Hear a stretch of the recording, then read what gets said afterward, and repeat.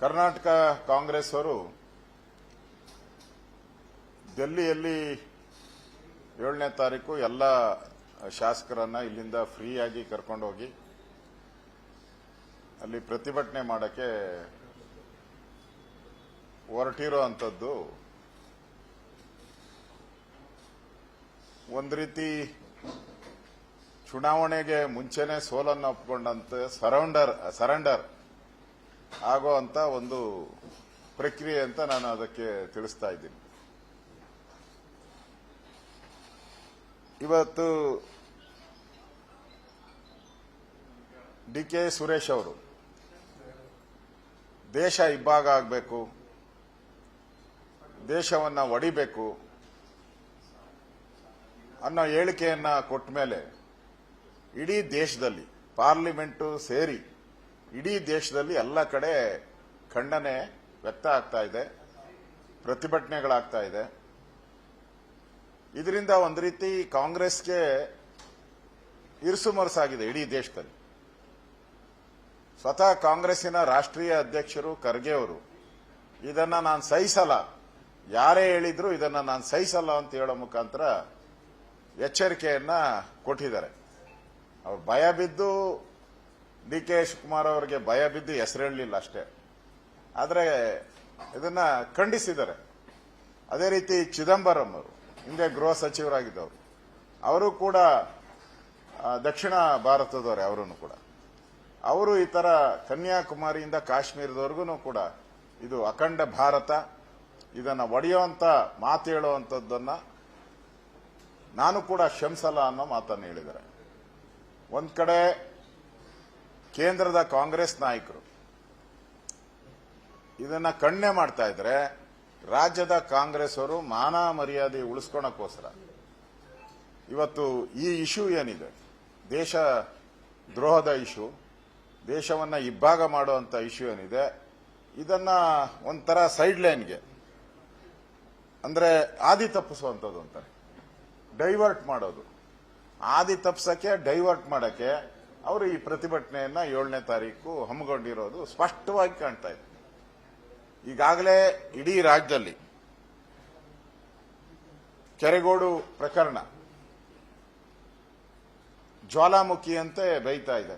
ನೆನ್ನೆನೂ ಕೂಡ ಅಲ್ಲಿ ಧ್ವಜವನ್ನ ತೆರವು ಮಾಡ್ತೀರಿ ಅಂತ ಜಿಲ್ಲಾಡಳಿತ ಹೇಳಿದೆ ಅಂತ ದೊಡ್ಡ ಗಲಾಟೆ ಕೂಡ ಆಗಿದೆ. ನೆನ್ನೆನೂ ಕೂಡ ಹನುಮ ಧ್ವಜವನ್ನ ಹಾರ್ತಾ ಇದ್ದಂತ 15 ದಿನಗಳ ಹಾರಾಟ ಮಾಡ್ತಾ ಇದ್ದಂತ ಹನುಮ ಧ್ವಜವನ್ನ ಕಾಂಗ್ರೆಸ್ನ ಪ್ರೇರಣೆಯಿಂದ ಕಿತ್ತಾಕಿದ್ದಾರೆ ಅಲ್ಲಿ. ಸೊ ಇಡೀ ರಾಜ್ಯಾದ್ಯಂತ ಹೋರಾಟ ಆಗಿದೆ. ರಾಮ ಮಂದಿರದ ಉದ್ಘಾಟನೆ ಆಗಿ ಎಲ್ಲ ಮನೆಯಲ್ಲೂ ಈಗ ರಾಮ ರಾಮ ಅಂತ ಹೇಳ್ತಾ ಇದ್ದಾರೆ. ಕಾಂಗ್ರೆಸ್ ಎಂಎಲ್ಎಗಳೇ ಅಕ್ಷತೆ ದೊಡ್ಡದು, ನಮ್ ಗ್ಯಾರಂಟಿ ದೊಡ್ಡದು ಅಂತೇಳಿ ವಾದ ಮಾಡೋ ಮಟ್ಟಿಗೆ ರಾಮ ಪ್ರತಿಷ್ಠಾಪನೆ ವಿಚಾರ ಮನೆ ಮನೆ ರೀಚ್ ಔಟ್ ಇದೆ. ಈ ಬರಗಾಲದ ಬವಣೆಯಿಂದ ಸುಮಾರು 800ಕ್ಕೂ ಹೆಚ್ಚು ಜನ ರೈತರು ಆತ್ಮಹತ್ಯೆ ಮಾಡ್ಕೊಂಡಿದ್ದಾರೆ. ರೈತರೆಲ್ಲ ರೊಚ್ಚಿಗೆದ್ದಿದ್ದಾರೆ. ಹಣ ಬಿಡುಗಡೆ ಮಾಡಿ, ಇಲ್ಲ ಅಂದ್ರೆ ನಾವೇ ನಿಮ್ಗೆ 2,000 ರೂಪಾಯಿ, ಅವ್ರು ಕೊಡಬೇಕಾಗಿರೋದು ಎಕರೆಗೆ 25,000 ರೂಪಾಯಿ ಪರಿಹಾರ ಕೊಡಬೇಕಾಗಿರೋದು, ಅವ್ರು ಕೊಟ್ಟಿರೋದು 2,000 ರೂಪಾಯಿ.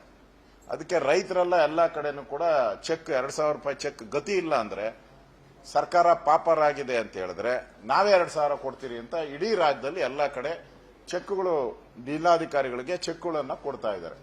ಈ ಎಲ್ಲ ಅವಮಾನಗಳಿಂದ ಏನಾದ್ರೂ ಮಾಡಿ ಇದನ್ನ ಡೈವರ್ಟ್ ಮಾಡಬೇಕು ಅಂತ ಹೇಳಿ ಕಾಂಗ್ರೆಸ್ಸಿನ ಅಡ್ವೈಸರ್ಗಳು ಇವತ್ತು 7ನೇ ತಾರೀಕು ದೆಹಲಿಯಲ್ಲಿ ಒಂದು ಪ್ರತಿಭಟನೆಯನ್ನ ಮಾಡಬೇಕು ಅಂತ ಹೊರಟಿದ್ದಾರೆ. ನನಗನ್ಸ್ತತೆ ಇದೊಂದು ಅವರಿಗೆ, ಕಾಂಗ್ರೆಸ್ ಅವರಿಗೆ ನಾಚಿಕೆ ಆಗುವಂತ ವಿಚಾರ ಅಂತ ನಾನು ತಿಳ್ಕೊಂಡಿದ್ದೀನಿ. ನೀವು ಅಲ್ಲಿ ಯಾಕೆ ತಾರತಮ್ಯ ಆಗಿದೆ ಅಂತೇಳಿ ಧರಣಿ ಮಾಡಕ್ ಮುಂಚೆ ನಿಮ್ಮದೇ ರಾಷ್ಟ್ರೀಯ ಅಧ್ಯಕ್ಷರು, ರಾಜ್ಯಸಭೆಯಲ್ಲಿ ವಿರೋಧ ಪಕ್ಷದ ನಾಯಕರು, ಅಂದ್ರೆ ಎನಿ ಟೈಮ್ ಮಾತಾಡಕ್ಕೆ ಅವಕಾಶ ಇರುವಂತ ನಾಯಕರು ಅವರು ಬಾಯಿ ಯಾಕೆ ಬಿಡ್ಲಿಲ್ಲ? ಅನ್ಯಾಯ ಆಗಿದ್ರೆ ಅವ್ರು ತಾನೇ ಫಸ್ಟ್ ಬಾಯಿ ಬಿಡಬೇಕು. ಅವ್ರು ಯಾಕೆ ಬಾಯಿ ಬಿಡ್ಲಿಲ್ಲ? ಅವರು ಇದ್ರ ಬಗ್ಗೆ ಒಂದು ಚಕಾರನ ಮಾತನ್ನು ಆಡಿಲ್ಲ. ಅಂದ್ರೆ ವಿಧಾನ ಕೇಂದ್ರದ ಪಾರ್ಲಿಮೆಂಟ್ ಅಲ್ಲಿ, ರಾಜ್ಯಸಭೆಯಲ್ಲಿ ಖರ್ಗೆ ಅವರೇ ನಾಯಕತ್ವ ಇದ್ದು ಇದ್ರ ಬಗ್ಗೆ ಮಾತಾಡಬಹುದಾಯ್ತು, ಅಲ್ಲಿ ಮಾತಾಡಿಲ್ಲ. ಮತ್ತೆ ಅವ್ರ ಲೋಕಸಭಾ ಸದಸ್ಯರುಗಳಿದ್ದಾರೆ ಬಹಳಷ್ಟು ಜನ, ದೃಷ್ಟಿ ಬೊಟ್ಟಾಗಿ ಇವರೇ ಇದ್ದಾರೆ, ಸುರೇಶ್ ಅವರು. ಇವ್ರು ಎಷ್ಟು ಸರಿ ಈ ಬರದ ಬಗ್ಗೆ ಲೋಕಸಭೆಯಲ್ಲಿ ಮಾತಾಡಿದ್ದಾರೆ, ಎಷ್ಟು ಸರಿ ತಾರತಮ್ಯ ಆಗಿದೆ ಅಂತ. ಕೇಂದ್ರದ ಬಡ್ಜೆಟ್ ಅಲ್ಲಿ ಇದುವರೆಗೂ ಸುಮಾರು 10 ಬಡ್ಜೆಟ್ ಬಂದಿದೆ, 10 ಬಡ್ಜೆಟ್ ಅನ್ನ ಮಂಡಿಸಿದ್ದಾರೆ. ಯಾವತ್ತಾದರೂ ಸುರೇಶ್ ಅವರು ಈ 10 ಬಡ್ಜೆಟ್ ಅನ್ನ ವಿರೋಧ ಮಾಡಿ ತಾರತಮ್ಯ ಆಗಿದೆ ಅಂತ ಎಂದಾದ್ರೂ ಹೇಳಿದಾರ? ಇವತ್ತು ಏಕಾಏಕಿ ಹೇಳಿದ್ದಾರೆ ಅಂದ್ರೆ ಇದು ರಾಮ ಮಂದಿರ ವಿಚಾರ, ಬಿಜೆಪಿ ಗೆದ್ದೇ ಗೆಲ್ಲುತ್ತೆ, ಚುನಾವಣೆಯ ಸ್ಟಂಟ್ ಅಷ್ಟೇ. ಇದು ಮಾತಾಡೋರು ಇದ್ದಿದ್ರೆ 9 ವರ್ಷ ಯಾಕೆ ಸುಮ್ಮನೆ ಇದ್ರು? Why? What is your problem? 9 ವರ್ಷ ಹಂಗಾರೆ ಚೆನ್ನಾಗಿ ಕೊಟ್ರ? 9 ವರ್ಷ ಸರಿಯಾದಂತ ಕೇಂದ್ರ ಸರ್ಕಾರದ ಅನುದಾನಗಳು ಕರ್ನಾಟಕಕ್ಕೆ ಸರಿಯಾಗಿ ಬಂದಿದೆ, ಇದೊಂದು ವರ್ಷ ಮಾತ್ರ ಬಂದಿಲ್ಲ ಹೇಳ್ಬೇಕಲ್ಲ. 9 ವರ್ಷ ಬಾಯಿ ಮುಚ್ಕೊಂಡು ಸುಮ್ಮನೆ ಇದ್ಬಿಟ್ಟು ಈಗ ಏಕಾಏಕಿ ಈ ವರ್ಷ ಮಾತ್ರ ಸರಿ ಇಲ್ಲ ಅಂತ ಹೇಳಿದ್ರೆ ಇದು ಚುನಾವಣೆಯ ಸ್ಟಂಟ್, ರಾಜಕೀಯದ ಸ್ಟಂಟ್, ಅಷ್ಟು ಬಿಟ್ರೆ ಇನ್ನೇನು ಇಲ್ಲ. ಅನುಕ್ಷಣದ ಸುದ್ದಿಗಳಿಗಾಗಿ ವಿಸ್ತಾರ ನ್ಯೂಸ್ ಯೂಟ್ಯೂಬ್ ಚಾನೆಲ್ ಸಬ್ಸ್ಕ್ರೈಬ್ ಮಾಡಿ. ಹೊಸ ಸುದ್ದಿಗಳ ನೋಟಿಫಿಕೇಶನ್ಗಾಗಿ ಬೆಲ್ ಐಕಾನ್ ಕ್ಲಿಕ್ ಮಾಡಿ. ಲೇಟೆಸ್ಟ್ ಅಪ್ಡೇಟ್ಸ್ಗಾಗಿ www.vistaranews.com ವೆಬ್ಸೈಟ್ಗೆ ವಿಸಿಟ್ ಮಾಡಿ. ಅಂಗೈಯಲ್ಲೇ ಜಗತ್ತಿನ ಸುದ್ದಿ ತಿಳಿಯಲು ವಿಸ್ತಾರ ನ್ಯೂಸ್ ಕನ್ನಡ ಆಪ್ ಡೌನ್ಲೋಡ್ ಮಾಡಿ.